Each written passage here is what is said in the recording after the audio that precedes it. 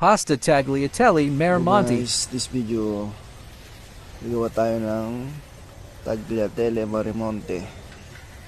Yan, inisa natin yung hipon. Yan, lagyan tayo ng asin. May cherry tomato, may mushroom. Maglalagay din tayo ng cream. Yan, luhaluin lang natin hanggang lumapot yung cream. Halo lang ng halo. Yan, lalagyan na natin yung pasta.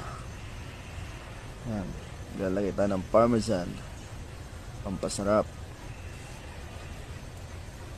Yun, tapos na.